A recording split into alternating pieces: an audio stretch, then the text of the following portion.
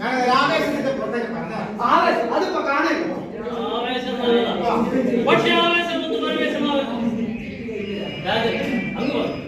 അവൻ പറയാം.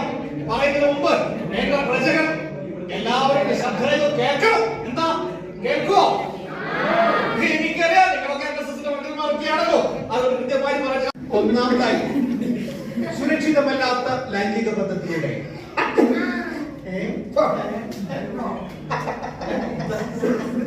സുരക്ഷിതമല്ലാത്ത ലൈംഗിക ബന്ധം അങ്ങനെ ഒരു ബന്ധമുണ്ട്. അങ്ങനെ ഒരു ബന്ധമുണ്ട്. അതായത് നിങ്ങൾ വിവാഹം ചെയ്ത് കഴിഞ്ഞാൽ നിങ്ങളുടെ ഇണയോട് നീതി പുലർത്തുക. നീതി പുലർത്തുന്നല്ലോ.